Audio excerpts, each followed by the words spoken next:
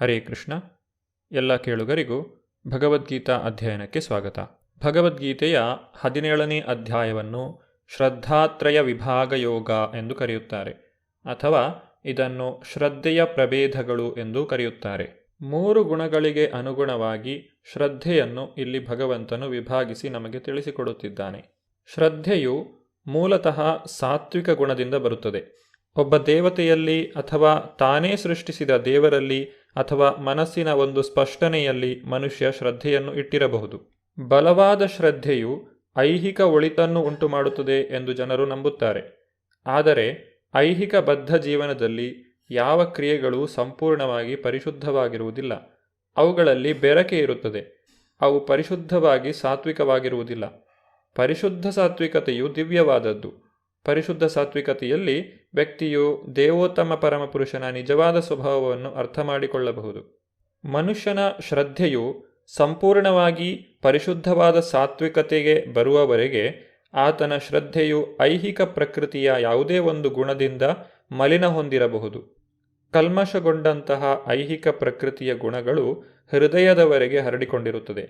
ಆದ್ದರಿಂದ ಐಹಿಕ ಪ್ರಕೃತಿಯ ಒಂದು ನಿರ್ದಿಷ್ಟ ಗುಣದ ಸಂಪರ್ಕ ಹೊಂದಿರುವ ಹೃದಯದ ಸ್ಥಾನಕ್ಕೆ ಅನುಗುಣವಾಗಿ ಮನುಷ್ಯನ ಶ್ರದ್ಧೆಯ ಸ್ಥಾಪನೆಯಾಗುತ್ತದೆ. ಮನುಷ್ಯನ ಹೃದಯವು ಸಾತ್ವಿಕವಾಗಿದ್ದರೆ ಅವನ ಶ್ರದ್ಧೆಯೂ ಸಾತ್ವಿಕವಾಗಿರುತ್ತದೆ. ಹೃದಯವು ರಾಜಸವಾಗಿದ್ದರೆ ಶ್ರದ್ಧೆಯೂ ರಾಜಸವಾಗಿರುತ್ತದೆ. ಹೃದಯವು ತಾಮಸವಾಗಿದ್ದರೆ ಅಥವಾ ಮಾಯೆಯ ಗುಣವನ್ನು ಹೊಂದಿದ್ದರೆ ಅವನ ಶ್ರದ್ಧೆಯು ಅದೇ ರೀತಿಯಾಗಿ ಮಲಿನವಾಗಿರುತ್ತದೆ. ಈ ರೀತಿ ಶ್ರದ್ಧೆಯ ಬೇರೆ ಬೇರೆ ವಿಧಗಳಿಗೆ ಅನುಗುಣವಾಗಿ ಪೂಜೆಯ ಬೇರೆ ಬೇರೆ ವಿಧಗಳಿವೆ. ಯಜಂತೆ ಸಾತ್ವಿಕಾ ದೇವಾನ್ ಯಕ್ಷ ರಕ್ಷಾಂಸಿ ರಾಜಸ ಪ್ರೇತಾನ್ ಭೂತಗಣಾಶ್ಚನ್ಯೇ ಯಜಂತೆ ತಾಮಸಾ ಜನ. ಅನುವಾದ: ಸಾತ್ವಿಕ ಸ್ವಭಾವದ ಮನುಷ್ಯರು ದೇವತೆಗಳನ್ನು ಪೂಜಿಸುತ್ತಾರೆ. ರಾಜಸ ಸ್ವಭಾವದವರು ರಾಕ್ಷಸರನ್ನು ಪೂಜಿಸುತ್ತಾರೆ. ತಾಮಸ ಗುಣದವರು ಭೂತ ಪ್ರೇತಗಳನ್ನು ಪೂಜಿಸುತ್ತಾರೆ. ವ್ಯಕ್ತಿಯ ಬಹಿರಂಗ ಕರ್ಮಗಳಿಗೆ ಅನುಗುಣವಾಗಿ ಪೂಜಿಸುವವರಲ್ಲಿ ವಿವಿಧ ಬಗೆಗಳನ್ನು ಕಾಣಬಹುದು. ಐಹಿಕ ಪ್ರಕೃತಿಯ ಗುಣಗಳಲ್ಲಿ ತಮ್ಮ ತಮ್ಮ ವಿಶಿಷ್ಟ ನೆಲೆಗಳಿಗೆ ಅನುಗುಣವಾಗಿ ಬೇರೆ ಬೇರೆ ವಸ್ತುಗಳನ್ನು ಜನರು ಪೂಜೆ ಮಾಡುತ್ತಾರೆ. ಸಾತ್ವಿಕ ಸ್ವಭಾವದಲ್ಲಿ ನೆಲೆಗೊಂಡವರು ಸಾಮಾನ್ಯವಾಗಿ ದೇವತೆಗಳನ್ನು ಪೂಜಿಸುತ್ತಾರೆ. ಇವರು ಒಂದು ನಿರ್ದಿಷ್ಟ ಉದ್ದೇಶಕ್ಕಾಗಿ ಒಬ್ಬ ನಿರ್ದಿಷ್ಟ ದೇವತೆಯನ್ನು ಪೂಜಿಸುತ್ತಾರೆ. ಶ್ರೀಮದ್ ಭಾಗವತದಲ್ಲಿ ತಿಳಿಸಿರುವಂತೆ ಸತ್ವಂ ವಿಶುದ್ಧಂ ವಸುದೇವ ಶಬ್ದಿತಂ. ವ್ಯಕ್ತಿಯು ಸಂಪೂರ್ಣವಾಗಿ ಶುದ್ಧ ಸತ್ವದಲ್ಲಿ ನೆಲೆಗೊಂಡಾಗ ಆತನು ವಾಸುದೇವನನ್ನು ಪೂಜಿಸುತ್ತಾನೆ. ಅಶಾಸ್ತ್ರವಿಹಿತಂ ಘೋರಂ ತಪ್ಯಂತೆ ಯೇ ತಪೋಜನ ದಂಭಾಹಂಕಾರ ಸಂಯುಕ್ತ ಕಾಮರಾಗಬಲಾನ್ವಿತ ಕರ್ಷಯಂತಹ ಶರೀರಸ್ಥಂ ಭೂತಗ್ರಾಮಮಚೇತಸ ಮಾಂ ಚೈವಾಂತ ಶರೀರಸ್ಥಂ ತಾನ್ ವಿದ್ಯಾಸುರ ನಿಶ್ಚಯಾನ್. ಅನುವಾದ: ಅವರು ಶಾಸ್ತ್ರದಲ್ಲಿ ವಿಧಿಸದೇ ಇರುವಂತಹ ಘೋರ ತಪಸ್ಸುಗಳನ್ನು ಆಚರಿಸುತ್ತಾರೆ. ಇವನ್ನು ಅವರು ಜಂಬ ಮತ್ತು ಅಹಂಕಾರಗಳಿಂದ ಮಾಡುತ್ತಾರೆ. ಕಾಮ ಮತ್ತು ಮೋಹಗಳೇ ಅವರಿಗೆ ಪ್ರೇರಣೆ. ಅವರು ಮೂರ್ಖರು ಮತ್ತು ದೇಹದ ಭೌತಿಕಾಂಶಗಳನ್ನು ಒಳಗೆ ವಾಸಿಸುವ ಪರಮಾತ್ಮನನ್ನು ಹಿಂಸಿಸುತ್ತಾರೆ. ಇಂತಹವರು ನಿಶ್ಚಯವಾಗಿಯೂ ಅಸುರರು. ಜನಸಾಮಾನ್ಯರಿಗೆ ಒಳಿತನ್ನು ಮಾಡದೇ ಇರುವ ಧರ್ಮಗ್ರಂಥಗಳ ಆದೇಶಕ್ಕೆ ವಿರುದ್ಧವಾಗಿರುವಂತಹ ತಪಸ್ಸುಗಳನ್ನು ಯಾರೂ ಆಚರಿಸಬಾರದು. ದೇವೋತ್ತಮ ಪರಮಪುರುಷನು ಇಂತಹ ಕಾರ್ಯಗಳಿಗೆ ಸಮ್ಮತಿಸುವುದಿಲ್ಲ. ಇವುಗಳಲ್ಲಿ ತೊಡಗುವವರನ್ನು ಭಗವಂತನು ಅಸುರರು ಎಂದು ಕರೆಯುತ್ತಾನೆ. ಆಸುರಿ ಸ್ವಭಾವದಲ್ಲಿ ವರ್ತಿಸುವವರು ಮತ್ತೆ ಮತ್ತೆ ಆಸುರಿ ಸ್ವಭಾವದ ಜನರ ಮಧ್ಯೆಯೇ ಜನ್ಮವನ್ನು ತಾಳುತ್ತಾರೆ. ವೇದಗಳ ಜ್ಞಾನಕ್ಕೆ ಅವರನ್ನು ಪರಿಚಯಿಸಬಲ್ಲಂತಹ ಉತ್ತಮ ಗುರುವಿನ ಮಾರ್ಗದರ್ಶನವು ಅವರಿಗೆ ಸುಯೋಗದಿಂದ ದೊರೆತರೆ ಅವರು ಈ ಬಂಧನದಿಂದ ಬಿಡಿಸಿಕೊಳ್ಳಬಹುದು ಮತ್ತು ಕಡೆಗೆ ಪರಮಗುರಿಯನ್ನು ಸೇರಬಹುದು. ಆಹಾರಸ್ತ್ವಪಿ ಸರ್ವಸ್ಯ ತ್ರಿವಿಧೋ ಭವತಿ ಪ್ರಿಯಃ ಯಜ್ಞಸ್ತಪಸ್ತಥಾ ದಾನಂ ತೇಷಾಂ ಭೇದಮಿಮಂ ಶೃಣು. ಅನುವಾದ: ಪ್ರತಿ ಮನುಷ್ಯನೂ ಇಷ್ಟಪಡುವ ಆಹಾರದಲ್ಲಿ ಕೂಡ ಐಹಿಕ ಪ್ರಕೃತಿಯ ಗುಣತ್ರಯಗಳಿಗೆ ಅನುಗುಣವಾಗಿ 3 ರೀತಿಗಳು. ಯಜ್ಞಗಳು, ತಪಸ್ಸು ಮತ್ತು ದಾನಗಳ ವಿಷಯದಲ್ಲಿ ಸಹ ಇದು ನಿಜ. ಅವುಗಳ ಭೇದವನ್ನು ಕೇಳು. ಐಹಿಕ ಪ್ರಕೃತಿಯ ಗುಣಗಳಲ್ಲಿನ ಬೇರೆ ಬೇರೆ ನೆಲೆಗಳಿಗೆ ಅನುಗುಣವಾಗಿ ಆಹಾರ ಸ್ವೀಕಾರ, ಯಜ್ಞಗಳ ಮತ್ತು ತಪಸ್ಸಿನ ಆಚರಣೆ ಮತ್ತು ದಾನಗಳು ಇವುಗಳಲ್ಲಿಯೂ ವ್ಯತ್ಯಾಸವಿದೆ.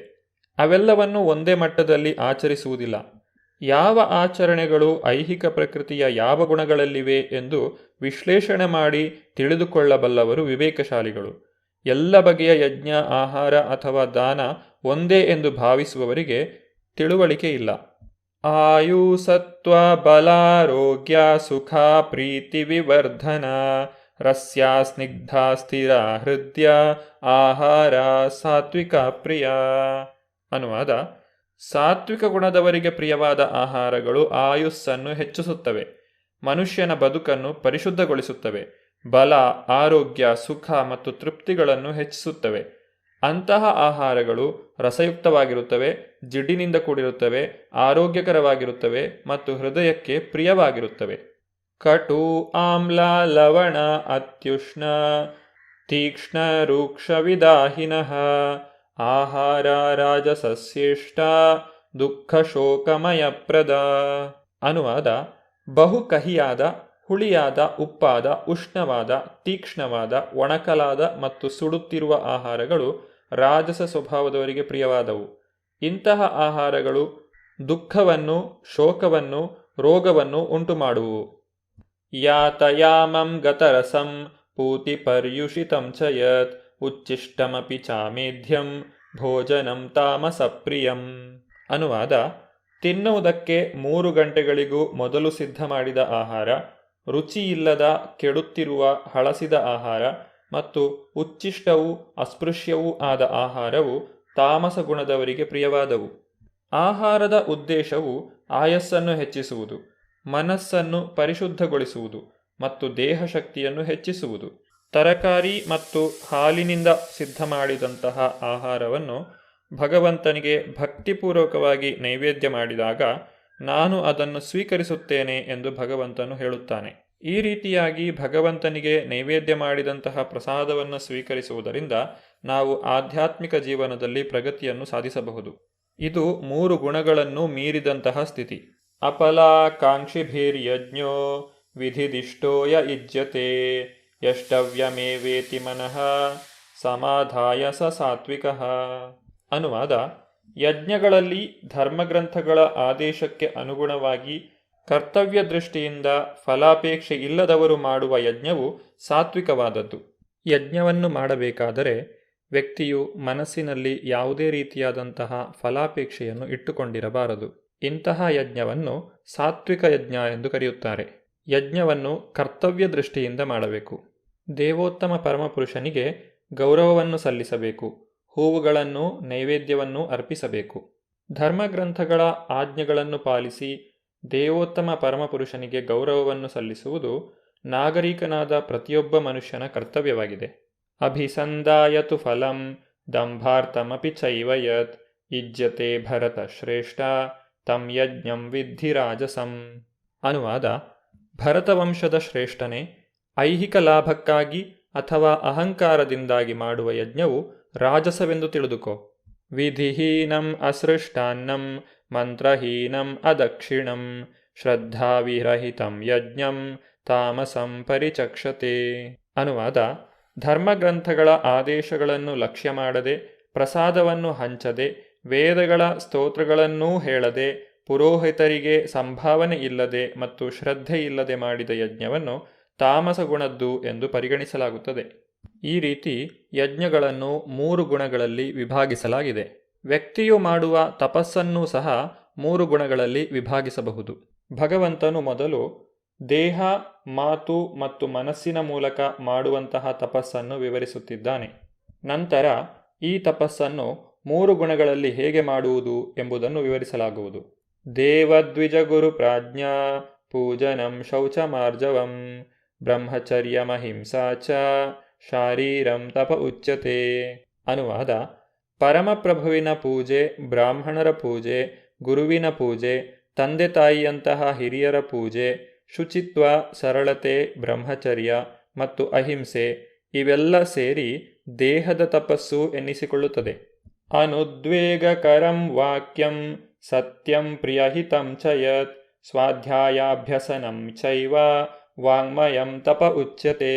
ಸತ್ಯವಾದ, ಸಂತೋಷಕರವಾದ, ಹಿತವಾದ ಮತ್ತು ಇತರರ ಮನಸ್ಸನ್ನು ಕಲಕದ ಮಾತುಗಳನ್ನಾಡುವುದು, ಕ್ರಮತಪ್ಪದೆ ವೇದ ಸಾಹಿತ್ಯವನ್ನು ವಾಚನ ಮಾಡುವುದು, ಇವೆಲ್ಲವೂ ಸೇರಿ ಮಾತಿನ ತಪಸ್ಸಾಗುತ್ತದೆ.